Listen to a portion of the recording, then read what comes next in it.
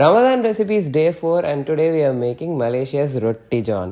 First time கேட்டப்ப எனக்கும் என்னடா இது பேருன்ற மாதிரி தான் இருந்தது, பட் இதான் பேரு. Something like a bread omelette but betterனே சொல்லலாமே. இது ட்ரெடிஷ்னலாக ஃப்ரெஞ்ச் லோஃப்ல தான் பண்ணுவாங்க, but I couldn't get my hands on one. அதனால நான் ஒரு பாவ் பாஜி பண்ணா அதே மாதிரி கட் பண்ணி பண்ணுறேன். Malaysians please forgive me. Okay, anyways உங்கள் லாங் பண்ணை கட் பண்ணிவிட்டு பட்டர் தடவிட்டு டோஸ்ட் பண்ண போட்டுக்கோங்க. Now let's chop அரை வெங்காயம், ஒரு பச்சை மிளகா and 2 to 3 cloves of garlic. இப்போ டோஸ்ட் பண்ண தனியாக எடுத்து வச்சுட்டு ஒரு பேனில் ஆயில் ஆட் பண்ணி உங்கள் ஆனியன்ஸை சாட்டே பண்ணிக்கோங்க. And now goes your பச்சை மிளகா and பூண்டு.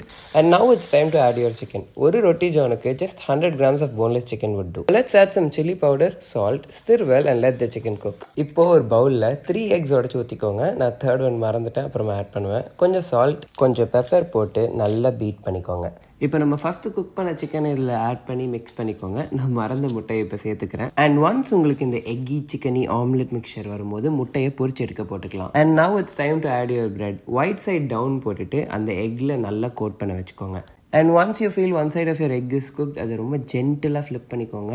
ப்ளீஸ், இந்த லைட்டாக டயர் ஆகிடுச்சு, ஜென்டிலாக பண்ணிக்கோங்க. இப்போ கொஞ்சம் கேபேஜ் ஸ்லைஸ் பண்ணி உங்கள் ரொட்டி ஜானை இறக்கிடுங்க அகைன் சேஃப்லி. இப்போ ரெண்டு சைட்லேயும் கெச்சப் அண்ட் மயோனைஸ் ஆட் பண்ணி கேபேஜ் ஆட் பண்ணி க்ளோஸ் பண்ணி ப்ரெஸ் டவுன் பண்ணி கட் பண்ணி என்ஜாய் பண்ணிக்கோங்க.